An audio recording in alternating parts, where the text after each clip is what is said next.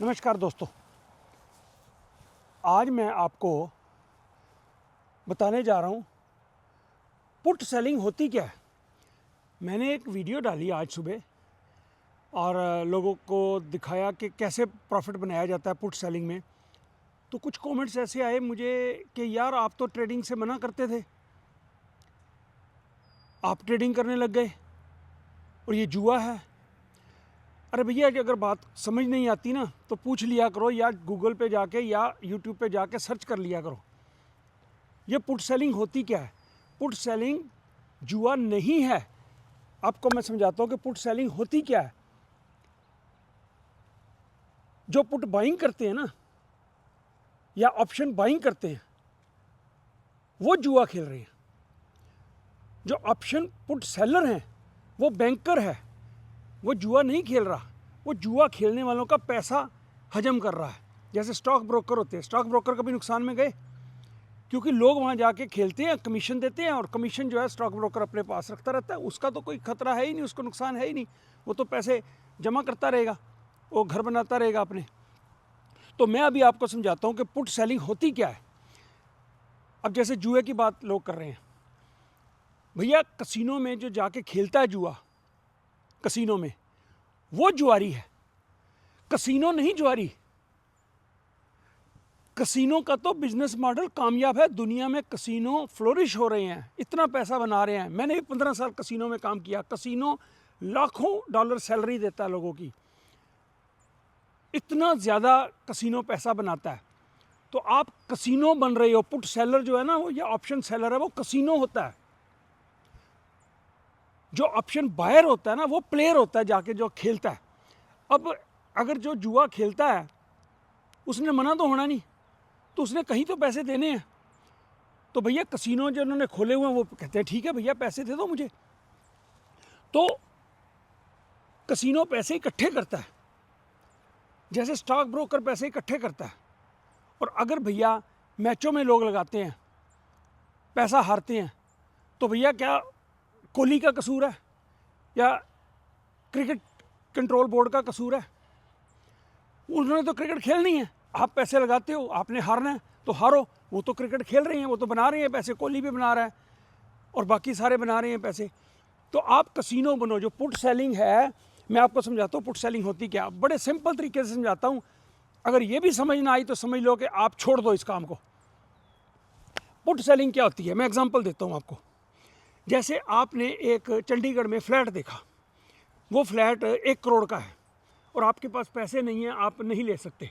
तो आप देख रहे हो थोड़ी देर के बाद वो 1.25 करोड़ हो जाता है और 6 महीने और बीतते हैं, वो 1.5 करोड़ का हो जाता है, 1.25 करोड़ का हो जाता है। जैसे कि इंडिया में प्रॉपर्टीज बढ़ती हैं, हर जगह बढ़ती हैं। भैया वो 2 करोड़ का हो गया, वो फ्लैट 2 करोड़ का हो गया। अब आपके पास पैसे थोड़े आने शुरू हो गए, बचने शुरू हो गए, लेकिन अब आपके पास 1.25 करोड़ है। आपके पास कितना है? 1.25 करोड़ रुपया आपके पास है, लेकिन वो फ्लैट जो है 2 करोड़ का है। तो आपके पास क्या ऑप्शन है? आप ये सोचते हो कि यार अगर कभी ये 1.25 करोड़ में आ जाए तो मैं ले लूँगा। अगर ये फ्लैट 1.25 करोड़ में आ जाए मैं ले लूँगा, और 1.25 करोड़ आपके पास पड़ा हुआ है बैंक में। लेकिन अभी वो 2 करोड़ का है, 2 करोड़ में तो आपको मिलेगा नहीं। ठीक हो गया? अच्छा, आप एक बंदे से, किसी से कॉन्ट्रैक्ट कर लेते हो कि भैया अगर ये 1.25 करोड़ में आ गया 3 महीने में या 2 महीने में या 1 महीने में, उसका एक्सपायरेशन पीरियड होता है। मैं उसको पुट के साथ कंपैरिजन करने की कोशिश कर रहा हूँ, आपको समझाने की कोशिश कर रहा हूँ। चलो आपने 3 महीने का टाइम ले लिया कि 3 महीने में अगर ये 1.25 करोड़ का मकान आ जाता है, फ्लैट आ जाता है, तो भैया ये 1.25 करोड़ पड़े हैं, ये ले लो और फ्लैट मुझे दे दो आप। ठीक है, ये आपने सौदा उसके साथ कर लिया, बंदे के साथ। इस सौदा करने के चक्कर में उस बंदे ने आपको 2 लाख रुपया जेब से दे दिया, सिर्फ इस कमिटमेंट के लिए, क्योंकि आपने 1.25 करोड़ में उस मकान को लेने की कमिटमेंट कर दी है। आपके पास 1.25 करोड़ पड़े हुए हैं, आपने कहा भैया 1.25 करोड़ की गारंटी करता हूँ मैं, जब अगर मकान इसका 1.25 करोड़ आ गया ये फ्लैट, तो मैं आपसे ले लूँगा। इसके लिए वो आपको 2 लाख रुपये दे देता है एडवांस। वो 2 लाख रुपये आप अपनी जेब में डाल लेते हो। ठीक है, अब होगा क्या? 3 महीने के अंदर अंदर अगर वो फ्लैट 1.25 करोड़ का आ गया तो आप यही तो चाहते थे कि 1.25 करोड़ का आ जाए, मैं ले लूँ, आपके पास 1.25 करोड़ रुपए पड़े हुए हैं, आप उसे 1.25 करोड़ देते हो और वो फ्लैट अपने नाम करवा लेते हो। आपकी तमन्ना पूरी हो गई, आप यही तो चाहते थे, ठीक हो गया। और 2 लाख जो मिले थे वो आपका गिफ्ट है, आपका बोनस है, उससे आप अपना टीवी लो, फ्रिज लो, जो सामान घर का लेना वो ले लो। 1.25 करोड़ में आपको अपना घर मिल गया। दूसरा क्या है कि वो 1.25 करोड़ का नहीं हुआ, 2 करोड़ का 2 करोड़ ही रहा, या 2.25 करोड़ हो गया, 2.25 करोड़ हो गया, 1.25 करोड़ नहीं आया, 2 करोड़ वाला फ्लैट 2 करोड़ का ही रहा। तो क्या होगा? तो आपके 1.25 करोड़ तो घर में जो पड़े हुए हैं, बैंक में पड़े, वो तो वहीं पड़े हुए ना, फ्लैट तो आपका आया ही नहीं, 1.25 करोड़ तो आपको मिलेगा नहीं। लेकिन 2 लाख जो आपको उसने दिए, वो 2 लाख आपके गिफ्ट हो गई आपको। तो आपका 1 करोड़ जो बैंक में पड़ा हुआ है, इनडायरेक्टली दूसरे तरीके से आपको उसका ब्याज आ गया 2 लाख रुपए।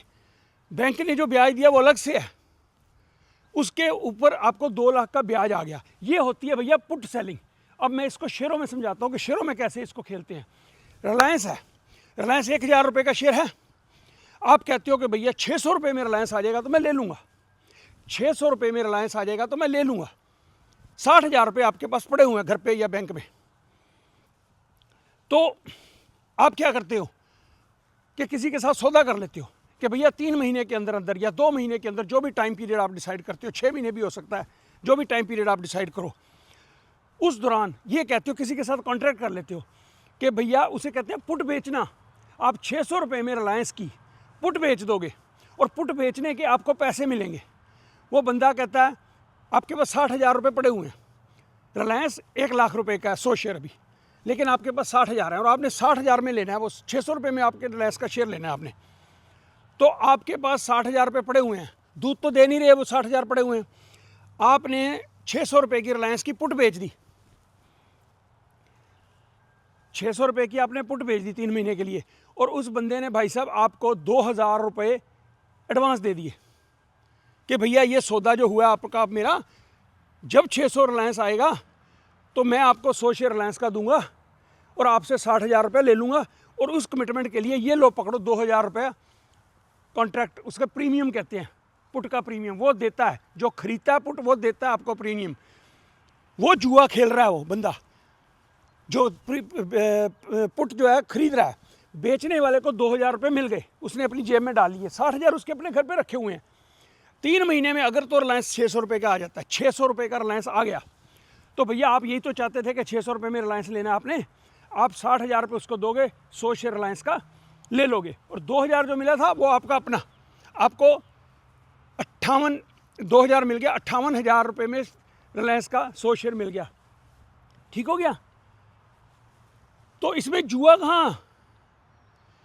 आपने तो इन्वेस्टमेंट करी, आपने रिलायंस को लेना था 600 रुपये में, 600 में आपको मिल गया और 2,000 एक्स्ट्रा मिल गया आपको, और क्या चाहिए आपको भैया?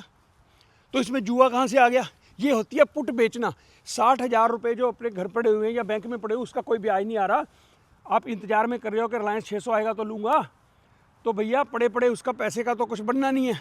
लेकिन आप अगर पुट बेच देते हो 600 की, तो आपको उस 60,000 के ऊपर बैंक के ब्याज के अलावा भी 2,000 रुपये एक्स्ट्रा ब्याज आ गया, कमाई हो गई। इसी तरह से आप उसको फिर से 3 महीने बीत गए, वो ख़त्म हो गया, सौदा आपका ख़त्म हो गया, उसके बाद 2,000 आपके, वो अपने घर में, अपने घर आपके, उसके बाद आप फिर ऐसे करते हो। रिलायंस सपोज है आप तभी फिर 900 रुपये है रिलायंस का भाव, आप क्या करते हो, फिर उसका 600 रुपये की पुट बेच देते हो। 3 महीने के बाद फिर रिलायंस 800 होता है, 850 होता है, 900 होता है, 650 होता है, 600 नहीं जाता, तो फिर आपको 2,000 रुपये, 2,500 रुपये जो भी प्रीमियम हो फिर आपकी जेब में आ गया। हर महीने या 2 महीने या 3 महीने की आप पुट बेचते रहो। ये पुट बेचने का काम करता हूँ मैं भैया, ये जुआ नहीं है, ये कैलकुलेटेड मूव है। लेकिन आपको ये सोचना है कि फ्री में पैसा आ रहा है, आपने पुट बेची 600 में, रिलायंस तो 600 आया नहीं, आपको फ्री के 2,000 मिल रहे हैं, आप सोचोगे मैं एक क्यों बेचूं, मैं 5 पुट्टे बेच देता हूँ, मैं 10 पुट्टे बेच देता हूँ, है ना, मैं 20 बेच देता हूँ, 600 तो आना नहीं। अगर खुदा न खास्ता 600 आ गया वो, तो आपने जो 10 बेची हुई हैं पुट्स, 1,000 शेयर हो गया। एक पुट का मतलब होता है, एक कॉन्ट्रैक्ट का मतलब होता है 100 शेयर। तो आप अपने चादर से बाहर पैर फैला देते हो। आपके पास 1,000 शेयर रिलायंस का उठाने के लिए, डिलीवरी लेने के लिए 6 लाख रुपए नहीं है, फिर भी आप जुआ खेल जाते हो, उसे कहते हैं जुआ। मैं जो करता हूँ, जिस रेट की पुट बेचता हूँ उतने पैसे मेरे पास पड़े होते हैं, तब मैं उसकी पुट बेचता हूँ। और कॉल तब बेचता हूँ, कॉल की सुन लो, ये तो हो गया ना नीचे पुट वाला। अब कॉल बेचना किसे कहते हैं? कॉल बेचना उसे कहते हैं मेरे दोस्त कि आपके पास 100 शेयर पड़ा हुआ है रिलायंस का, आप कहते हो रिलायंस का शेयर पड़ा हुआ है, ये तो कोई दूध तो दे नहीं रहा, पड़ा हुआ है, तो आप रिलायंस की 1000 रुपया रेट है, आप उसकी 1500-1400 की कॉल बेच देते हो, उसे कहते हैं कवर्ड कॉल। आपने कवर्ड कॉल बेच दी तो उसका फिर आपको प्रीमियम दे दिया उस बंदे ने 2000 रुपया, जितना भी मिला प्रीमियम। ये मैं एग्जांपल 2000 हाइपोथेटिकल नंबर बताता हूँ। तो वो आपको पैसा वो उसने दे दिया, वो आपने जेब में डाला। तो 3 महीने बीते, रिलायंस 1400 अगर गया तो आप भाई साहब उसको शेयर 100 जो आपके पास रिलायंस का पड़ा हुआ है वो दोगे और 1,40,000 रुपये उससे ले लोगे, प्लस जो 2000 मिला वो आपका वैसे ही अपना है, वो तो हमेशा ही अपना होता है। ये होती है कॉल। तो आप कहाँ से नुकसान डाल लोगे भैया? आपका नुकसान कब हो जाएगा, कहाँ हो जाएगा? पुट बेचने में या कॉल बेचने में आपका नुकसान कब होगा? नुकसान तब होगा कॉल बेचने में, जुआ तब होता है जब आपके पास रिलायंस के शेयर्स नहीं हैं, 100 शेयर नहीं है रिलायंस, फिर भी आपने 1400 में उसकी कॉल बेच दी, प्रीमियम 2000 ले लिया, रिलायंस 1600 हो गया, 1700 हो गया, 1800 हो गया, तो पल्ले से आपको बाकी का डिफरेंस जो है 1400 के बाद जितना होगा वो जेब से देने पड़ेंगे। वो जुआ होता है। आपके अगर पड़ा हुआ है 100 शेयर रिलायंस का, आप उसकी कवर्ड कॉल बेचते हो, आपका कौन सा रिस्क भैया? 1000 वाली चीज़ आपकी 1400 में बिक गई, 40,000 वो प्रॉफिट आ गया, प्लस प्रीमियम आ गया, आपको कौन सा नुकसान हो गया? पुट में भी ऐसे ही पड़े हुए हैं आपके पास 60,000 रुपये, रिलायंस 600 आ गया, ठीक है, और 60,000 दिया आपने, रिलायंस का 100 शेयर रख लिया, आपके पास अपने पास 100 शेयर है रिलायंस का।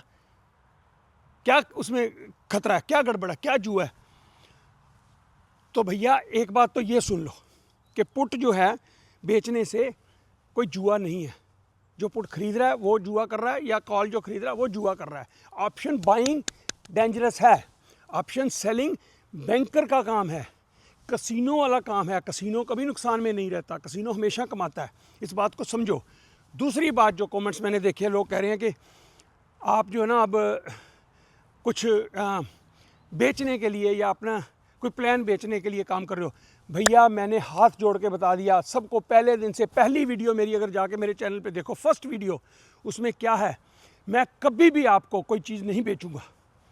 ये मैं जो ज्ञान दे रहा हूँ ये अपने जेब से पैसे खर्च करके, अपना टाइम लगा के, इतनी मेहनत करके मैंने यही सोचा कि मैं लोगों को सिखाऊंगा कि जुए से हटो, जुआ खेलने वाले बनो, जुआ खिलाने वाले बनो। अगर बनना है तो स्टॉक मार्केट में काम करना ही है तो जुआ खिलाने वाले बनो।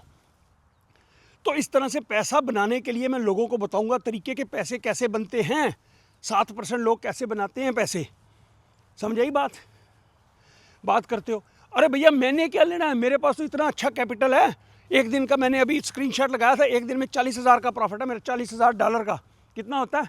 33 लाख, 33 लाख रुपए एक दिन में मेरे का प्रॉफिट आया, मेरा पोर्टफोलियो अप गया। और दूसरे दिन आज 23 तारीख है, ये 22 की बात है, आज 23 तारीख, लगभग 20,000 आज प्रॉफिट है, ठीक है, 17-18 लाख आज प्रॉफिट है, 50 लाख रुपए 2 दिन में प्रॉफिट है मेरा।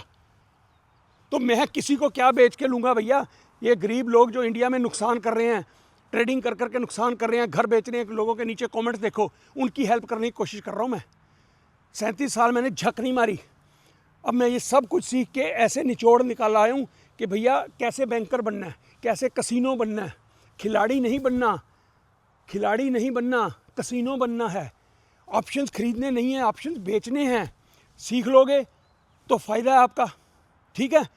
वैसे भी जो मैंने आप अमेरिका के प्रीमियम्स बताए, तो वो इंडिया के सिटीजन्स मैंने अभी क्लियर किया है। इंडिया के सिटीजन जो हैं वो, उनकी आरबीआई जो है वो अलाउड ही नहीं करती कि अमेरिका के स्टॉक्स में आप ये ऑप्शंस का, डेरिवेटिव का काम करो, या आप अपनी सरकार से बोलो कि करना है तो करो, ठीक है।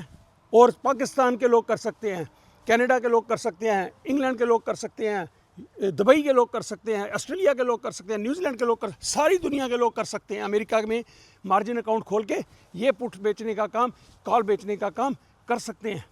इंडिया में भी होता है, आपकी इंडिया की मार्केट में होता है।